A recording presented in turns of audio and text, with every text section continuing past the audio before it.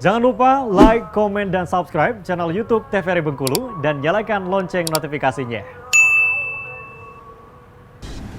Oke pemirsa, kita lanjutkan lagi obrolan kita pagi ini bersama dengan Ibu Santi, selaku perajin batik basure dengan pewarna alami nih, ya gitu. Nah tadi juga sempat bercerita bagaimana backgroundnya ya. Awal mula mungkin nggak ada basic dari pelatihan selama 2 minggu tuh gitu kan. Nah selama 2 minggu itu apa yang menjadi tantangan lah bagi ibu sendiri dalam membatik? Selama 2 minggu itu sebagai tantangan itu yang pertama kali mengebatik itu di cantingan. Oh di cantingan. Jadi cantingan itu di kain itu kok bisa netes terus, gimana supaya agar tidak menetes dan tembus di kain. Jadi sebagai tantangan pertama itu di mencanting, terus sama karena belum pernah sama sekali ya. Betul. Jadi ngedesain motif kita kan belum, nggak ada basic untuk di bagian pelukis. Iya, jadi benar. pengen bikin motif itu gimana gitu. Apa motif pertama yang dibuat saat pelatihan? Bunga rafflesia. Bunga rafflesia ya. Kebetulan bunga rafflesia itu dibikinkan sama anak. Anak yang pertama kan, memang dia senang di gambar-gambar, dibikinkan gambar rafflesia. Ini Bu coba aja dulu gitu. Ya sudah dibikin rafflesia. Oh iya. Nah berarti kalau sekarang sudah terjun nih ya, sudah pelatihan terjunnya dari setelah pelatihan pun sudah mulai membuat sendiri. Dari setelah pelatihan kita belum bikin sendiri, masih belajar, tetap belajar terus supaya gimana bikin batiknya itu. Fokusnya yang benar-benar menghasilkan lah, maksudnya menghasilkan tuh memang memproduksi kain. Itu kapan?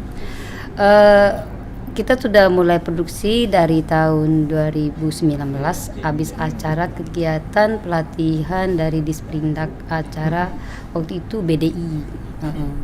Jadi belajar ngebatik, pelajarannya di situ sendiri.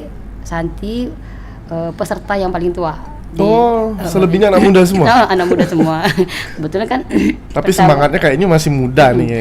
Waktu pertama kali pertama kali belajar itu daftar di Disperindak itu, memang udah tidak masuk hitungan lagi. Kebetulan itu kan dari umur 25 sampai umur 35 tahun. Kebetulan Santi waktu itu udah umur 38 tahun. Tapi masih diperbolehkan. Jadi udah sempat daftar gitu, udah boleh. Jadi ya sudahlah kalau nggak dapet.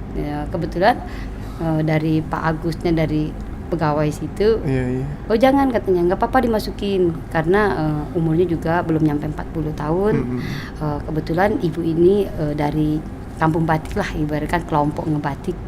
Jadi udah dimasukin aja, nggak apa-apa katanya gitu. Jadi akhirnya Santi sendiri yang paling tua, jadi dipanggil sama anak-anak itu emak. Jadi walaupun udah usianya segitu juga tetap nggak mau kalah nih semangatnya sama anak muda ya. Iya. Semangatnya harus tetap muda terus gitu. Betul. Nah kalau ditanya bagaimana melihat peluang, kan maksudnya udah lama nih ya. Pertama kali melihat peluang kayaknya, kayaknya bisa menghasilkan nih. Kayaknya memang bisa ditekunin dan bisa membantu lah ya, secara finansial dan ekonomi juga. Kebetulan kita lihat teman-teman yang lain udah bisa menghasilkan gitu kan. Kebetulan itu kan namanya juga kelompok banyak kan, yang lain udah ada di posting, aku udah laku nih satu gitu. Seneng gitu kan, pengennya gimana sih kalau Santi sendiri bisa nggak menghasilkan gitu. Menjadi pacuan juga ya gitu. Kebetulan kain itu modal satu, waktu ada kegiatan kain itu dibayar 200.000 pertama kali dibayar batik hasil karya sendiri lah gitu. Jadi dengan adanya hasil itu, Santi berminat di kain itu jangan dibikin duitnya, jangan uang itu untuk keperluan yang lain, untuk nambahkan lagi. Jadi kain satu jadi bikin 2 gitu. Jadi tahu selesai pelatihan dari Perindak sama Disperindak, Dinas Pariwisata di Betungan, Santi mencoba bikin produksi sendiri. Kebetulan itu pertama kali dapat orderan sama Ibu Sri, ada 14 potong kain. Jadi pertama kali itulah pesanan yang pertama kali dibikin untuk acara pesta pesta anaknya menikah kan. Jadi di situ senang sih dapat orderan gitu. Tapi setelah itu ada waktu kegiatan pengen lagi belajar untuk mendalami batik, kita kena ada pandemi COVID ya. Jadi sempat vakum 2 tahunan lah. Berarti 2020 2021 itu vakum tuh? 2019 kan 2019 awal kan itu udah masuk COVID ya. Udah masuk COVID, padahal Santi itu waktu itu habis belanja barang pertama kali yang paling banyak. Jadi kepikiran gimana sih ini modalnya udah di batik semua gitu. Uangnya udah dialokasikan ke sana tapi kita pandemi. Saat itu kan orang tidak pengen menanyakan batik. Pengennya orang gimana bisa untuk keseharian aja cukup ya. Jadi Santi sempat vakum, udah istirahat. Kebetulan memang Santi kan bukan di batik aja ya. Jadi Santi baliknya ke kebun lagi sama anak-anak. Back to back kebun lagi ya. Berkebun lagi beberapa bulan di situ kan. Jadi kita dulu kan COVID-nya takut ya. Iya, benar. Ada COVID nih, kayak gimana gitu. Bahkan ketemu orang aja takut ya. Mau salaman aja udah kayak gini gitu zaman-zaman pandemi. Jadi dengan adanya kebun, jadi kita kayak mengungsi lah ibaratnya kan. Jadi kita fokusnya di kebun berapa bulan gitu. Jadi anak-anak udah mulai masuk sekolah, kita balik lagi.